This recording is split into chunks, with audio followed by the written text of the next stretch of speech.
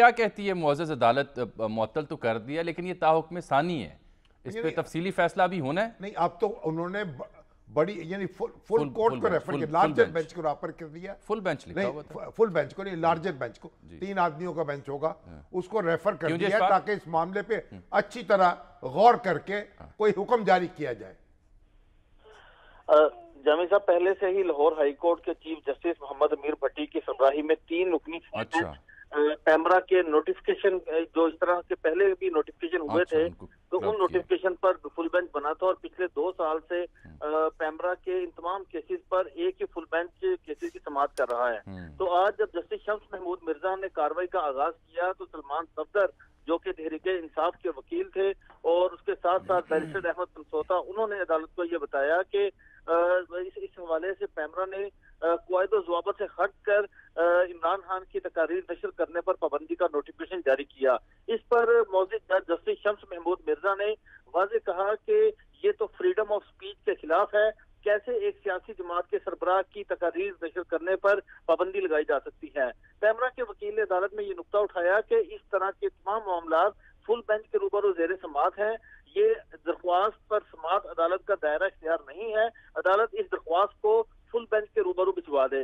عدالت نے کہا ٹھیک ہے، آپ کا نقطہ آ گیا تو ہم اس پر فیصلہ کرتے ہیں. جسٹس شمس محمود مرزا نے تمام ابتدائی دلائل مکمل ہونے کے بعد فیصلہ محفوظ کیا، اور جب عدالت نے فیصلہ سنایا تو پیمرا کا نوٹیفکیشن جس کے تحت عمران خان کی تقاریر نشر کرنے پر پابندی لگائی گئی تھی، اس نوٹیفکیشن کو معطل کر دیا، اور ساتھ ہی ساتھ عدالت نے مزید سماعت کے لیے اس درخواست کو فل بینچ کے روبرو بھجوا دیا، اور یہ کہا کہ 13 مارچ کو وفاقی حکومت، پیمرا اور دیگر فریقین اپنا تحریری جواب فل بینچ کے روبرو جمع کروائیں. تو اب پیر کے روز یعنی 13 مارچ کو درخواست کی سماعت آپ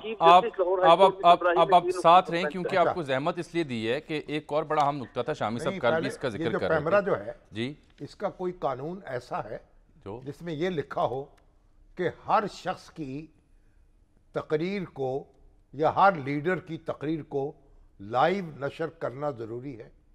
کوئی ایسا قانون ہے؟ نہیں. تو یہ اس لیے اگر کسی شخص کے بارے میں یہ شکایت ہے کہ وہ نامناسب الفاظ اس میں استعمال ہو سکتے ہیں تو پھر لائیو تقریر نشر نہ کریں. آپ نہیں ہو رہی نا یہ دیکھیں سر، آپ ریکارڈ کر لیں. نہیں سر، نیوز آپ تھوڑا ڈیلے کر لیں. سن تو لیجئے سر، نیوز چینلز نے کچھ ہدایات اور کچھ اپنی ایڈیٹوریل پالیسیز کو دیکھتے ہوئے اسی نقطے کو ذہن میں رکھتے ہوئے ڈیلینگ میکنزم انٹروڈیوس کر رکھا ہے. ایک بات. دوسرا، اب دیکھیں خان صاحب کچھ سپیچز ایسی بھی ہیں جو ریکارڈڈ ہو کے نشر ہوتی ہیں، اور اس میں اگر کوئی ایسی غیر ضروری بات جو سمجھی جاتی ہے کہ شاید عدالت اس پہ نوٹس نہ لے لے یا کسی کی تصحیح نہ ہو جائے، اس پہ بیپ لگا دی جاتی ہے. اور کیا کریں نیوز چینلز؟ یہی کرنا چاہیے نا. اب یہ آپ گلا نہیں گھونٹ سکتے، لیکن یہ کہنا کہ آپ چلائی نہ. اور خان صاحب جو ہیں وہ روزانہ جناب تقریر کر رہے ہیں، روزانہ باقی رہنما بھی کر رہے ہیں، باقی رہنما بھی کر رہے ہیں، تو کس کے آپ گردن پہ انگوٹھا دیں گے؟ ایک اور نقطہ تھا جو آپ نے بڑا ہم کل بھی اٹھایا تھا کہ پی ٹی آئی کی ریلی، کیا ڈی سی سے ان کو اجازت ملی یا نہیں ملی؟ یہ اشفاق جسٹس وحید خان صاحب کے پاس معاملہ تھا، تو کیا پی ٹی آئی کو اجازت نامہ ان کے پاس تھا ڈی سی کے ہاں سے ریسیو ہوا؟ جامی صاحب بالکل، یہ دلچسپ اس حوالے سے کیس کی سماعت ہوئی، اور وہ اس طرح سے ہوئی جب جسٹس وحید خان کے روبرو تحریک انصاف کے وکیل نے یہ کہا کہ ان کی ریلی کو گزشتہ روز روکا گیا، کارکنوں پر تشدد کیا گیا. تو جسٹس وحید خان نے کہا کہ سب سے پہلے آپ اپنی پٹیشن کی پریئر پڑھیں. جب انہوں نے پریئر پڑھی تو اس میں انہوں نے لکھا تھا کہ ڈی سی لاہور کو ریلی نکالنے کے حوالے سے احکامات جاری کیے جائیں. اب انہوں نے کہا کہ آپ پیرا نمبر 2 پڑھیں. جب انہوں نے پیرا نمبر 2 پڑھا تو اس میں خود تحریک انصاف کے وکیل نے یہ مینشن کیا تھا کہ انہوں نے ڈی سی لاہور کو درخواست دی، لیکن اس درخواست ابھی بھی ڈی سی کے پاس زیر التوا ہے، جس پر جسٹس وحید خان نے کہا کہ اس کا مطلب ہے کہ ڈی سی لاہور نے آپ کو ریلی نکالنے کی اجازت نہیں دی. تحریک انصاف کے وکیل نے کہا کہ بالکل ایسا ہی ہے، انہوں نے ہمیں اجازت نہیں دی لیکن ہم نے وہاں پر درخواست جمع کروا دی تھی. جس پر جسٹس وحید خان نے کہا کہ یعنی درخواست جمع کروانا کافی تھا، آپ کو تو یہ کرنا چاہیے تھا کہ اگر ڈی سی نے فیصلہ نہیں کیا تو آپ کو دوبارہ ہائی کورٹ آنا چاہیے تھا، پھر ہم احکامات دیتے اور پھر ڈی سی اس پر فیصلہ کرتا. لیکن ڈی سی کی اجازت کے بغیر آپ نے ریلی نکالی. تو تحریک انصاف کے وکیل نے کہا کہ ہم چاہتے ہیں کہ ڈی سی لاہور کو عدالت میں طلب کیا جائے. جسٹس وحید خان نے کہا کہ آپ جو چاہتے تھے وہ کل آپ نے کر دیا ہے، اب اگر آپ نے دوبارہ دوبارہ ریلی نکالنی ہے تو اس کے لیے نئے سرے سے آپ کو پٹیشن فائل کرنی پڑے گی. یہ پٹیشن اب غیر مؤثر ہو چکی ہے. اس موقع پر پھر وکیل نے کہا کہ آپ سی سی پی او لاہور کو طلب کریں اور ان سے پوچھیں کہ کیوں انہوں نے کارکنوں پر تشدد کیا. جسٹس وحید خان نے کہا کہ یہ نقطہ آپ کی پٹیشن میں نہیں ہے, ہم نے اس نقطے کی سماعت کرنی ہے جس حوالے سے آپ نے پٹیشن دائر کی ہے. جسٹس وحید خان نے یہ بھی کہا کہ یہ کوئی جلسے کا سٹیج نہیں ہے, یہ عدالت ہے اور عدالت میں انہی نکات پر بات ہوگی جس کے لیے آپ عدالت آئے ہیں اور جو آپ نے پٹیشن میں لکھا ہے.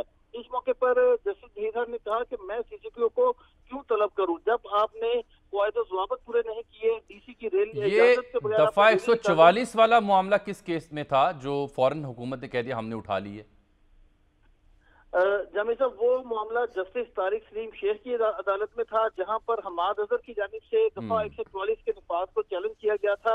اور جب عدالت نے درخواست پر سماعت ہوئی تو عدالت نے کہا کہ 12 بجے چیف سیکرٹری پنجاب پیش ہوں. تو جب 12 بجے تو پھر جسٹس طارق سلیم شیخ نے دوبارہ کارروائی کا آغاز کیا تو advocate general Punjab, additional chief secretary home اور دیگر افسران عدالت میں پیش ہوئے. تو اس موقع پر ایڈوکیٹ جنرل پنجاب شان گل نے کہا کہ حکومت نے دفعہ 144 کے نفاذ کا نوٹیفکیشن واپس لے لیا, جس پر جسٹس طارق سلیم شیخ نے کہا کہ جب نوٹیفکیشن ہی واپس ہو چکا ہے تو پھر اس حوالے سے مزید سماعت نہیں کی جا سکتی. عدالت نے وہ درخواست اسی بنیاد پر بہت شکریہ اشفاق, بہت شکریہ. یہ ڈیٹیلز اس لیے کہ کورٹ کی کارروائیاں پروسیڈنگز ہیں اور شامی صاحب ہمیشہ کہتے ہیں کہ وہ ایز اٹ از بیان کی جائیں.